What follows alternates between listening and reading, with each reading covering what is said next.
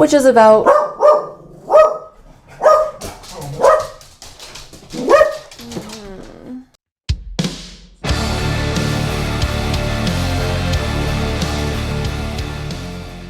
Hey, it's Megan and Sue, the Spine Breakers. And today we are gonna do a April reading wrap up. I had to think about what month we were gonna be talking about because I don't know where I am. And we're going to talk about the books we read for Halfoween-A-Thon first. Yes. And then we will also discuss the books we read for the rest of April. Yeah. So, and while we do that, we're going to drink Mini Unicorn. It's such a cute can. Let's see if I can get up closer. It's also like holographic. I don't know if you can tell on camera. But it is a India Pale Ale with Citra, Simcoe, Mosaic, and Amarillo hops. All the hops. And it's from Pipeworks Brewing, which is in Chicago, Illinois. Chicago. The Bears. The Bears.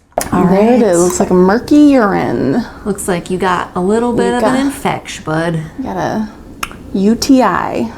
Cheers.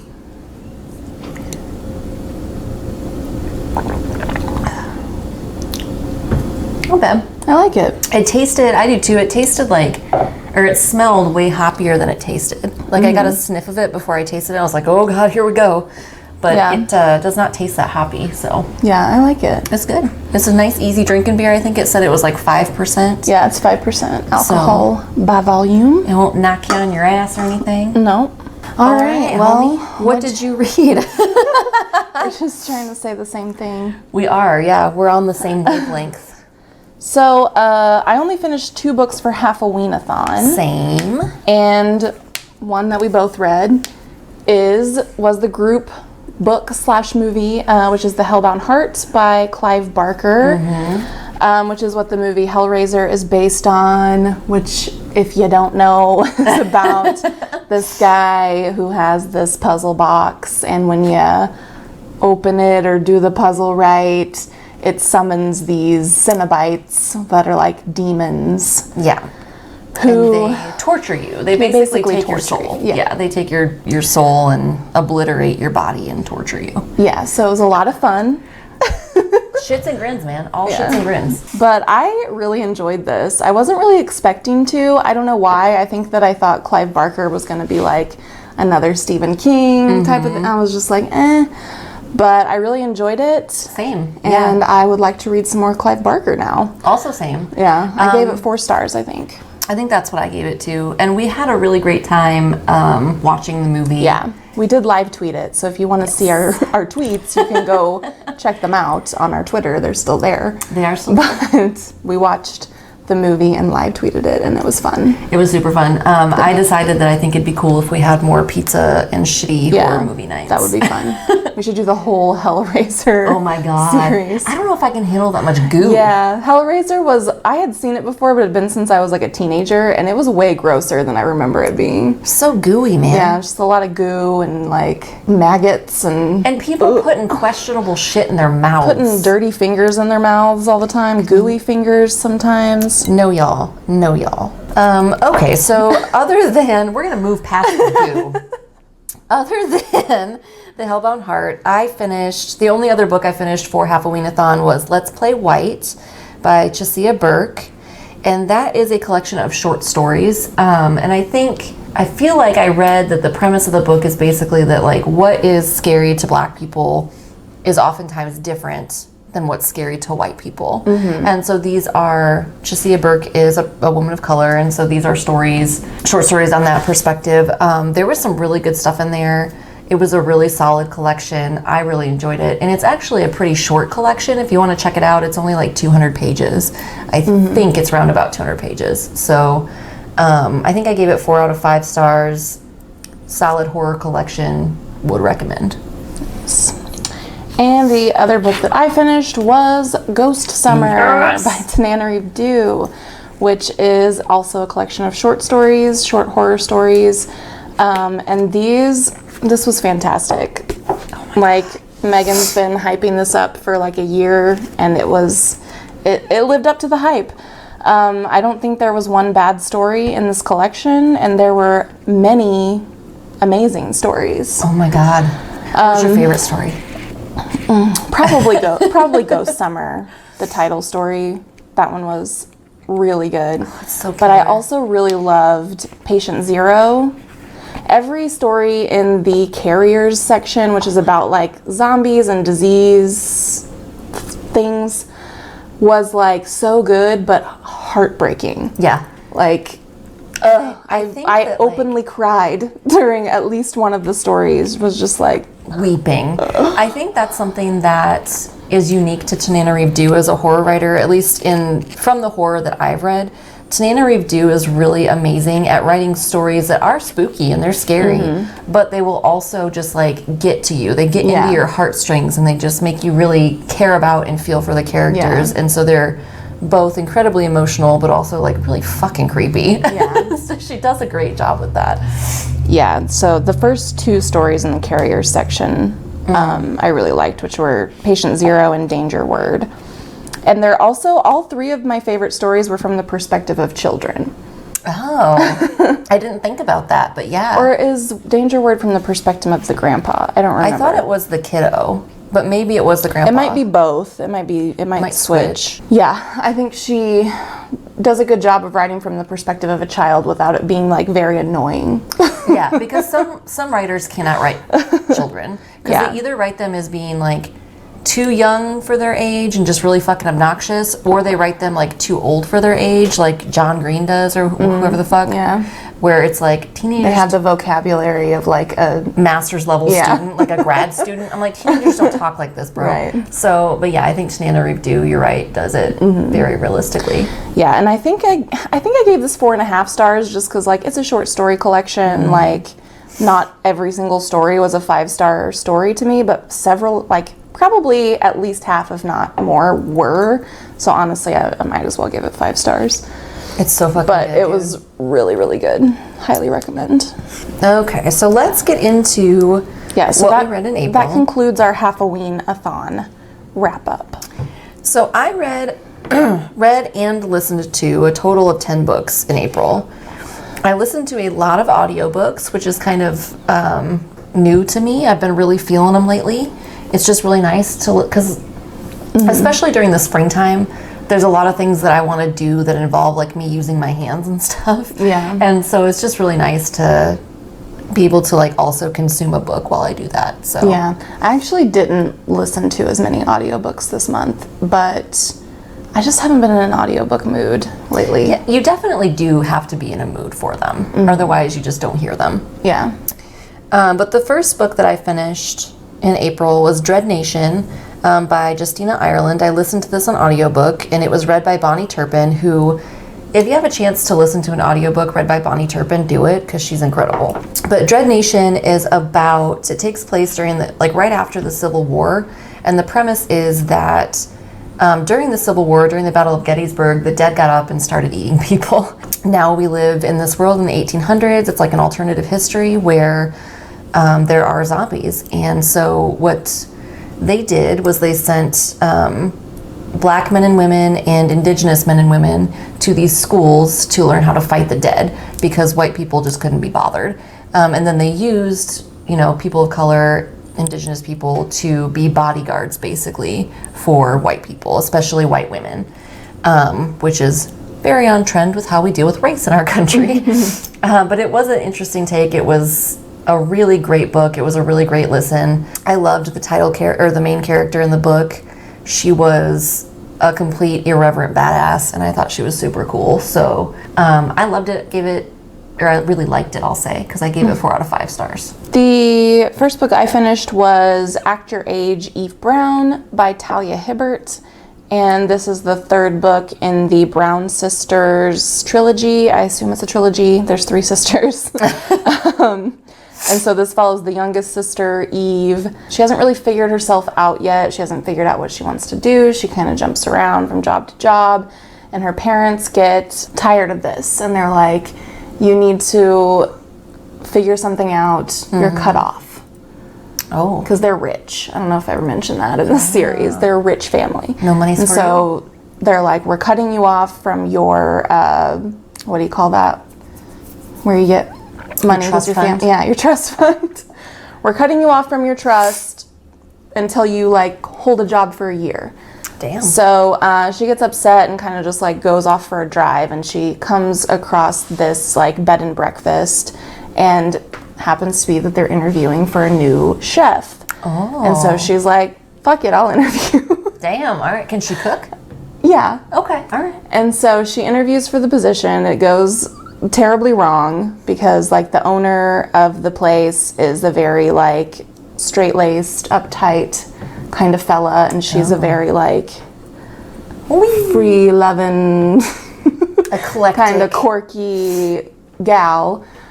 So they really butt heads, but then they're kind of desperate, so they end up hiring her, and you know, maybe opposites attract. Ooh. But I've enjoyed this whole series. I think my two favorites have been this one and the one before this, which was Take a Hint, Danny Brown, I think. So I enjoyed this romance series. It's like, It sounds fun. yeah, it's just a good time.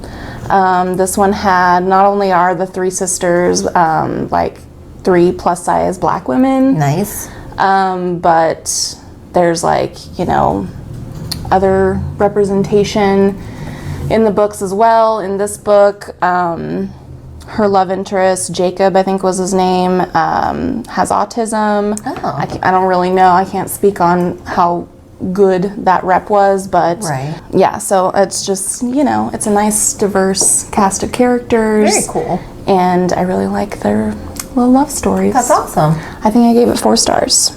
So the next book I finished in April was another audiobook, and that was the sequel to Dread Nation, Deathless Divide, again by Justina Ireland, read by Bonnie Turpin and Jordan Cobb, because this is from the perspective of 2 characters, and so they have 2 people voicing them. And again, I really liked it. I think I gave it 4 out of 5 stars. I really like the friendship of the 2 characters. They're very different, but they have like a very solid, very intimate friendship. It's platonically intimate. They're just friends, but it's a very, you know, deep friendship, and I really liked that. One of the characters is asexual. There's also some sex workers in the story. It was just a really good, like, I like alternate histories, especially when they have to do with like zombies and shit. But I just thought this was well done. I liked it. It was a little bit darker than the first one, which I liked. I gave it 4 out of 5 stars. The next book I read was How Long Till Black Future Month by N.K. Jemisin. And this is a collection of short stories, sci-fi and fantasy short stories, and yeah, solid collection. It was really good. Never doubt N.K. Jemisin. Yeah, N.K. Jemisin is fantastic. And there's some in here that are either like kind of precursors to her novels or like prequels kind of thing. So that was kind of fun to read too. Yeah, that's cool. So I really like this. I gave it 4 out of 5 stars. Love Good it. stories. Can't wait to pick up more of her books. She's killer, man. She just kills it every time. The next book I finished was A Phoenix First Must Burn, 16 Stories of Black Girl Magic, Resistance, and Hope by Patrice Caldwell. It's a collection of short stories. I believe it's YA. But A Phoenix First Must Burn is a reference to Octavia Butler and her work. So this is all kind of, you know, stories that were inspired by the queen herself and her works. But again, really solid short story collection. I really liked it. It was a very quick read for me.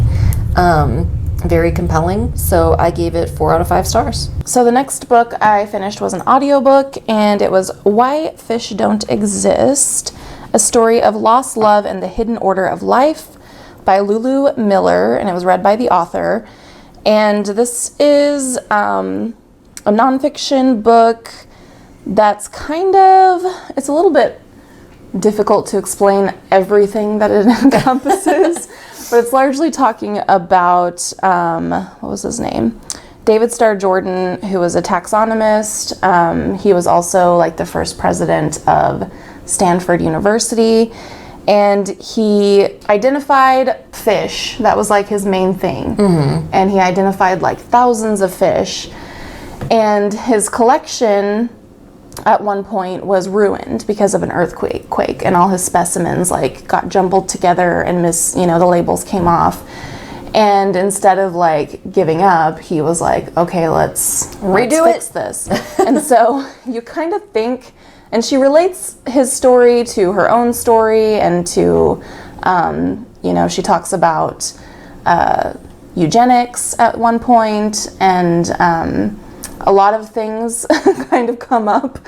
But you kind of start the book thinking it's going to be this story about this man who just like persevered through hardships, and when other people would have given up, he kept going, and it kind of is. But then you also learn that like he wasn't a great guy, really. And she kind of talks about, I don't know how much I should say. It's nonfiction, so I don't know if there's like if spoilers apply. Nonfiction, yeah. But yeah, it was just like really interesting, and it went directions that I wasn't expecting it to, because it starts out seeming like it's going to be like a positive story about this guy. It's not. So, I mean, it is kind of a positive story overall, but his story, him as a person, not so great. Not great. And I really loved it. I thought it was very interesting and really fantastic. I think I gave it 4.5 stars, only because like I was a little bored in the beginning for part of it, because it was like just talking about his early life, and I was like, I don't care. Okay. Cool. The next book that I finished was another audiobook, and I listened to this because I heard Sue talk about it, and it sounded funny as hell. And it was Shit Actually, the definitive 100% objective guide to modern cinema by Lindy West, and it was funny as hell. Sue's already talked about it before, so I'm not going to go into a lot of detail, but basically it's just Lindy West talking about some iconic movies and pop culture and just making fun of them and ripping on them. Loved it. She's incredibly witty, incredibly funny. I definitely want to read more Lindy West, but I actually gave that 5 stars. Nice. Just because it was hilarious. I made my partner listen to a chapter of it. I was like, listen to this. This is really funny. The next book I finished was 7 Worlds by Mary Caraker, or Caraker. But this is about a woman who, she works for like the Space Corps or something. I don't remember what they call it. But she's traveled to different planets, and her job is generally as a teacher. So she will go teach the children of the whatever species is native to that planet. Will teach them, I think they call it's, I assume it's supposed to be like English. I think maybe they call it Terran or something. So teach them their language so they can communicate, because God forbid they learn other people's languages. But colonialism exists even in space, friend. I thought this was all right. It had potential, I feel like, because the weird thing to me about it is that it's called 7 Worlds, so it's about her story going to 7 different planets. So it's almost like a collection of short stories a little bit. Okay. Except they're all about her, and it does kind of like come together in the end of like where her life ends up going, you know? Okay. Because by the end she's like probably at least middle-aged, maybe even older than that. I feel like if it had just been about her experience on like one planet, it would have been a lot better, because there was only like 2 planets that I found very interesting. Okay. But instead you get like short stories that you can't really get that invested in. I think like if she had focused on just one of those stories, it could have been a really interesting book. But overall, I just thought it was okay. I think I gave it 3 stars. Okay, that makes sense. It's kind of a bummer. Yeah. I mean, it wasn't bad, but it wasn't great. The next book I finished, I also listened to, and it was Devolution, a first-hand account of the Rainier Sasquatch Massacre by Max Brooks. It was, the audiobook was like a full cast production, so I'm not going to list everyone who was it's on there. Devolution takes place, it's this like community in, I think it's in Washington State. Yeah, that's where Mount Rainier is. So it's in Washington State. It's this like sustainable, eco-friendly community, and a bunch of basically city dwellers move out there to, you know, be a part of the sustainable community and be in nature. Mount Rainier erupts, leaving them basically stranded. Nobody can reach them. They don't have any cell service. I think Tacoma is wiped out by Mount Rainier. And so then that gives the opportunity for Sasquatches to fuck around and find out. So this book was really fun. I think Max Brooks does a good job of doing things that have been done a lot, but in a different way, in like a unique way. Yeah. I liked the structure of this book and how it was like pieced together from journal entries, NPR interviews, recordings, different things like that. And the full cast production made it really fun to listen to. There was some fat shaming in this book though, and I didn't like that.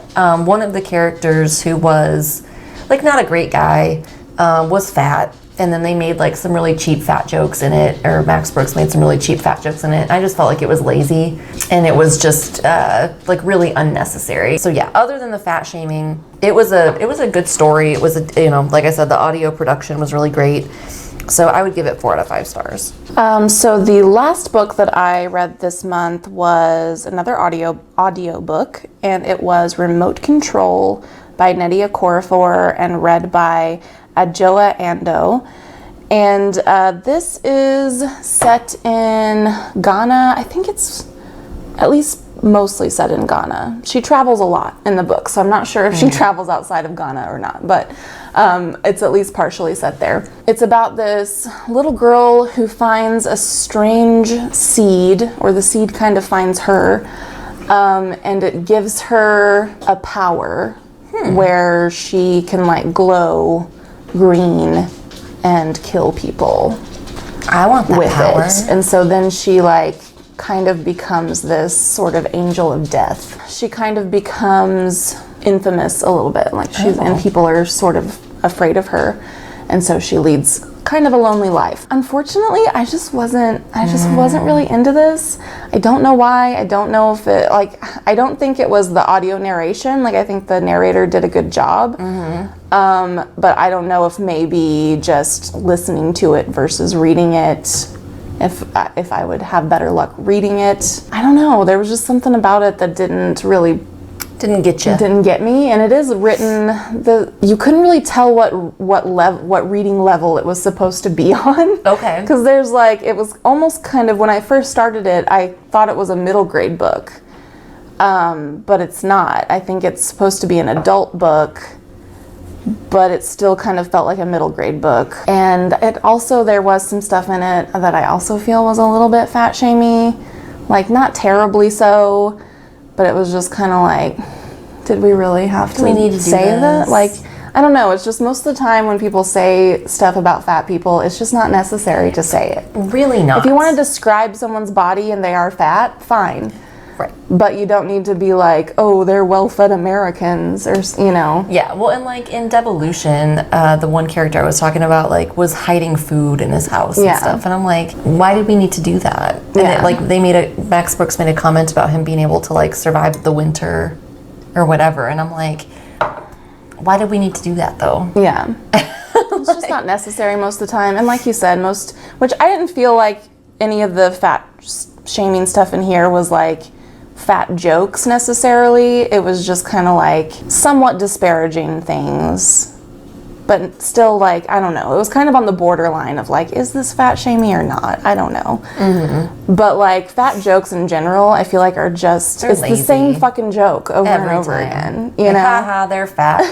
Like, it's like the same recycled, 5 or so jokes about fat people over and over and over again, and yet they call us lazy. It's just really boring. We're the dumb, lazy ones whenever you tell the same fucking joke over and over again. 27 million times. Yeah, and it's just unnecessary. I'm like, you could have said something clever here, and instead you're pulling out the same fucking tired material that isn't funny, right? And it's been done 100 times. Like, why are we still doing this? But overall, like, I don't know. For me, this book was just okay, and I gave it 3 stars. That's fine. The next book I finished was called Theme Music, and it was by T. Marie Vandely.